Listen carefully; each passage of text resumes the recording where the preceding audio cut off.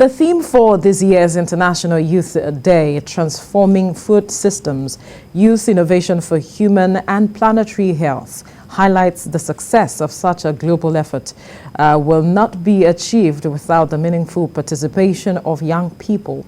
Youth have been advised to take advantage of agricultural programs available in the country. Ademola Lawrence reports. Lagos, as the commercial nerve center of Nigeria, is said to have more than 11 million youth. But the recurring question is, are they positively engaged for society development? This program, organized by the National Youth Council of Nigeria in Lagos for the Central Senatorial District to commemorate the International Youth Day, is to answer this question and many others. We have the Agric Years program, the training of young people at Araga, at Ipen. We have the NSTF loan is there for those that want to access loan. We have a lot of things that is cited at young people. And the question still remains that the youth still have a lot of things that they want. One way suggested to keep the youth relevant in the society is by engaging in problem-solving activities, most especially in the agriculture sector. We need this great. With growing youth population, Nigeria stands at an advantage to massive development in future if their potential is harnessed. Aside science and technology, one other way is agriculture. That's why this year International Youth Day is looking at transforming food system and for youth to bring innovation into the sector. The Lagos Youth East Senatorial organized a town hall meeting to address some of the issues for food security and how Nigerians, especially residents of Lagos, can take advantage of agriculture in the state. There are things that we can tap into. These are the things that as a state, as an individual, we can tap into that will improve on our GDP. People, when they have access to work, we don't need to come to this urban sector.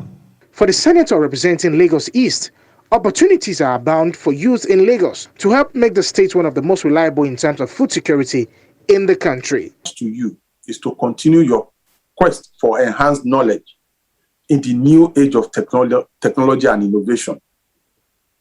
And this is also the cardinal reason why I am passionate about supporting the aspirations of our youth by setting up the Community Innovation Hub in partnership with CC Hub, and also making available my over 30 years of corporate experience in exploring the various opportunities from our development financial institutions, such as the CBN and the Bank of Industry for our youths. Panelists agree that it is time for the Nigerian youth to go into the agricultural sector to help contribute to the GDP of the country. See what we know as Lagos State Microfinance Institute, a billion microfinance institution. Are you getting it? That is a microfinance bank that is being put up so that you people will have access to free loans that will make you, to start creating, to start contributing, to start making your own impact in the GDP of the state. Government is very important. We need to get involved because if we have a plan and the youths are not interested, then it might just be a waste.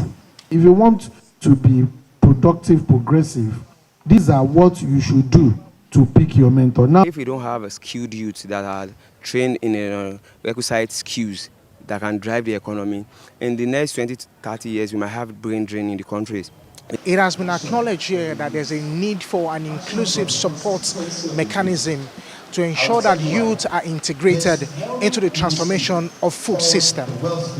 Ademola Lawrence, TVC News, Lagos. All right, joining me in the studio is Cognitive Behavior Counselor Wemimo Adebiyi and the Executive Director, Awesome Expressions of Youth Foundation, Ejiro Sagua. Good morning. Thank you for joining us on TVC Breakfast. Morning. Thank you for having us here. Nice being here. All right, let's look at today's International Youth Day, and regularly as it is being commemorated, we like to look at the issues that affect youth. And if you look at the papers this morning, it was reported that more youth take to gambling, cybercrime to escape social exclusion and economic uncertainty, and that 1 in every 6 unemployed youth are Nigerians, and also they have a slim chance of survival. And so the issue is that we have this population. They make over 40% of the population, talking about the youth now. And we seem not to be taking advantage of this population, integrating them into every sector. And I'm wondering why, from your point of view, Ijuru. Well, let's start from today being the International Youth Day. Yeah. And I want to say happy International Youth Day to all the youths in Nigeria and all over the world. The theme for the International Youth Day, has to do with transforming food systems, youth innovation for human and planetary health. So looking at food systems, it's beyond farming. It has to do with the totality of the actors and interactions in the food value chain. So when you connect it with youths, Nigerian youths constitute about 62% of our population. So Nigeria is more like a youth population. The population in Nigeria is mostly youths. In that value chain, food value chain, you have farming, which is like the input supply.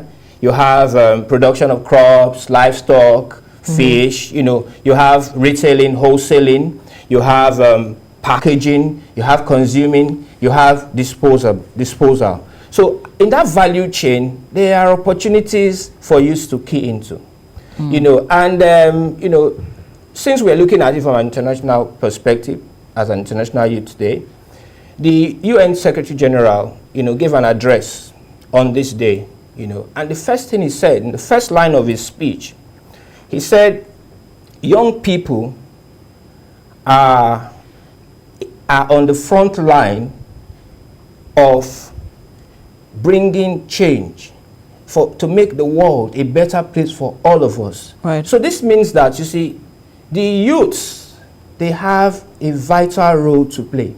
Absolutely. But they need to be engaged. Now, that's where my question lies. Why are we not engaging them, integrating them, seeing that we as a country, not looking at the global perspective now, but we as a country are not seeming to engage them, integrate them into the systems to move us forward? Well, it's not about not engaging them. Okay. Okay, it's about a continuous process of not giving up on them. You see, the youths, they feel that we've given up on them. They have not been included. They don't have that inclusion. They don't have that sense of belonging. If you have a discussion with youths of today, they don't see themselves being relevant to the future of this country. So that orientation has to change. How does it change? We engage them. To be able to talk to youths, you have to come down to their level. You don't throw things at them. In the past, speak over their heads. You see, in the past, they put us in cages and they say, don't do this, don't do this. But now you can't do that. I had a discussion with my daughter yesterday evening and I was shocked. I couldn't talk like this to my father. And it was like, wow, I had to engage because she was making sense. She was making sense. And I said, listen, I have to change my mentality. I have to change my mindset. And that is where we have an issue in this country. We feel that the youths are not good enough, but they are. We need to give them a chance. Yes, there are issues. There's drug abuse, there's prostitution, there's violence, but there are some youths that are doing well. Absolutely. There's a young man in ABU, engineering student, Usman Dahatu. He invented a portable ventilator. Why are we not hearing all that? So there are opportunities available. We can encourage them.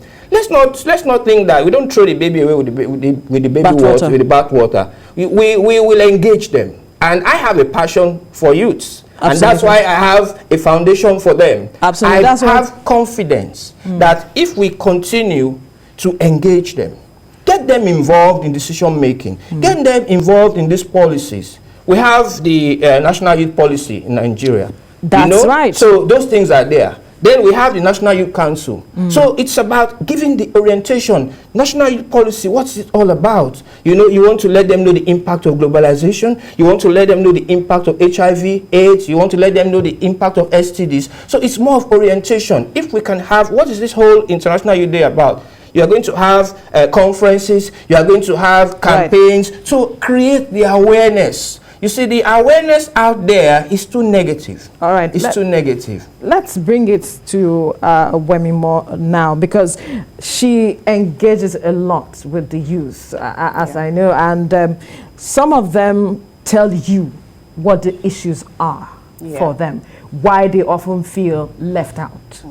Perhaps you need to share with us what some of those things are, and because there might be some parents who are listening to understand, like he discovered yesterday that he needs to change his orientation, because charity, they say, begins at home. And so that sense of inclusion has to begin from home. Yes, thank you very much. I was actually going to pick it from there. You see, when we talk about orientation programs, empowerment, and all of that, we need to go back home. Because every individual, okay, let me put it this way, we tag them youth, but we should see them as human beings first. Because, you know, when we talk about a youth, a young person is categorized within the ages of 10 and, okay, let's say 28. Okay, I'm going to group it within that age bracket. And if you look at it, what has been the foundation? Okay, the early childhood, the middle childhood, and the late adolescent. But you discover that growing up, okay, the individual has not been supported. The individual has not been heard. The individual has not been given the opportunity to have this, what I call personal development. So when we talk about empowerment, we just pick it from, you know, we're going to the top without having to come to the root. So if you're going to help the youth of today, you have to go back home.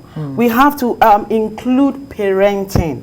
Because if you say you want to empower a young adult, okay, you want to bring them into agriculture, into you know, what we are looking at as of today. If the individual has not been groomed from home, okay, he or she may not even see the need. Why the global view, or at national level, or I have to serve my country and become useful. I am more of personal development, much more. Then we move into empowerment for the individual. Because that is what helps you integrate into the society, what has been built. Because some of them from childhood is when they discover their passion. And to know, okay, this is the direction I need to go, and this is where, perhaps if it is farming, if it is whatever it is, fashion, whatever their passion is, that is how they are able to pick it up and then begin to build on it to help society in return, as we have seen some persons that you mentioned earlier. How critical is parental support in this aspect? It's very, very important. Parental support, that's the foundation, just like Wemimo said. You know, somebody said that you are not a failure until you blame somebody else. And what I discover from my experience is that parents tend to cover up for their children, you know. But looking at it from the real thing that should be, we seem to have lost our values as a people. The normal values you expect to see in a young person, he can't see them even in his parents. Accountability, diligence, you know, integrity. All those values that will help you to say, this looks like it is a nice thing to do. It looks like I can do the wrong thing and make money. But I should know that doing the wrong thing to make money is not the right thing. I was talking to some SS3 students about 3 days ago and telling them, look, you guys, work hard. I know you see a lot of examples in social media about fraudulent people making money. And I used an example. I said, there's this guy. Do you remember when he was showing us all what he was doing online? And where is he now? He's now wearing the orange overall that he wear in prison in America. So you see, the value system needs to be worked on. There has to be a reorientation, starting from us. Our generation, I think our generation has failed them, you know, and it's time to make corrections. Now, I grew up with discipline, I grew up with values. You know, a lot of things that happen today, I don't think they could ever happen when I was young. I'm 100 this time, I'm going to be 50. Okay, so I remember when I was in my teens, I can't get away with what teenagers get away with now. You know, and this parental thing, discipline starts from home. Charity begins at home. If we instill discipline, you know, and make them understand the implications of their actions, and that they will take responsibility for those actions. That's the word. Then they will decide. So whatever happens, they know that they made a decision. They are youths, but they know what they're doing. You know, they are not unaware of what they are doing. They just think maybe they might be able to get away with it. But I still believe there are still good examples there. There are good examples that come from good homes, and there are even good examples that had to learn values in other places and they didn't even have those values at home.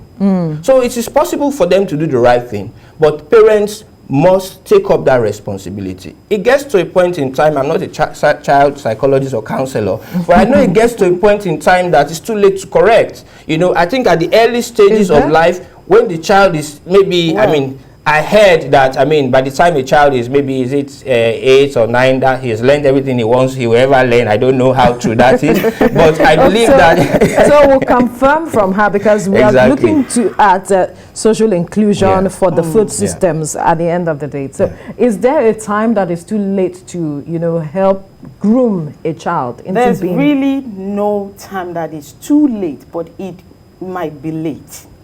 Now, when we talk about the brain of an adolescent, there is something in psychology we call amygdala. And is located in the frontal view of the brain, where within the adolescent stage, that part of the brain is usually very excessive, proactive. I'm looking at it from the positive angle, innovative, and then is open and receptive.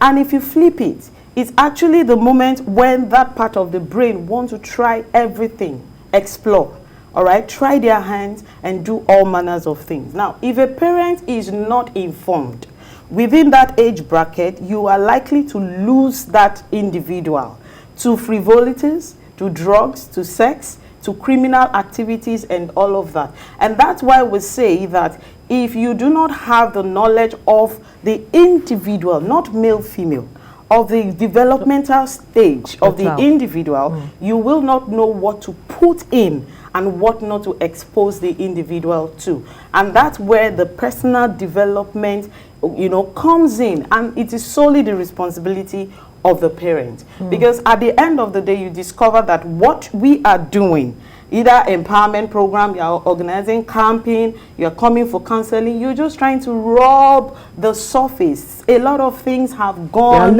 underneath. So has to be parents, guardian, or anyone who have something to do with, you know, an adolescent should capture them from that age bracket. Then it will be easier for them to decide for themselves. Now, when you're dealing with an adolescent, you don't give them hardcore rules, because the brain is neither a child, that of a child, and not that of an adult. It's in between. So you must be able to present the consequences of their actions and set rules, not hardcore rules. Because when you give them rules, they tell you, I'm an adult. When they have to react, they begin to react like a child. So you present to them the consequences of their actions and what they stand to gain much more by following the rules step because by step. If it is talking about having programs on a year like this, we have that on a regular basis. So perhaps we have been speaking, like I mentioned earlier, over their heads, and we haven't been able to, you know, integrate them. Like she mentioned, there are layers and layers that have gone on over the years that we need to address. First of all, perhaps as parents now, parents need to play a major role. Perhaps this will help us in moving forward when we're talking about inclusivity, when we are trying to build systems that will stand in the future. Yes, that's right. Okay. You know, she said something about a stage where they want to be they want to discover things, you know, and they want to, you know, try so many things. You see, I believe strongly that a parent that has good values, it becomes easier to train a child at that point. When the values are good. When, I mean, what helps us in our values? Okay, we want to talk about ethics, probably religion, your faith. How do you guide a child at that early stage? You know, it is what you know that you can teach. And these days, the parents, they don't even have time for the children. They don't have unfortunately. time. And so who is going to teach them? Is it the house help? Is it the nanny? What values do they have? So they seem to throw these responsibilities to the school.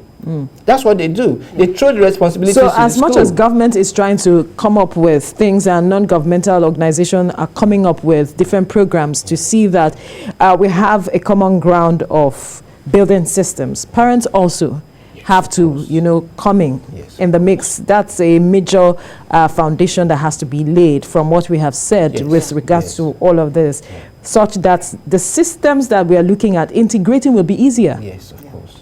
We are focusing on food this year for the International Day, but then again, there are foundational issues that have to be addressed, and that is what we have just focused on for this day. But we must thank you, Cognitive Behavior Counselor Wemimo Adebiyi and Executive Director of Awesome Expressions of Youth Foundation, Ejiro Sagwa, for your time on the program. Thank you very much. Thank you.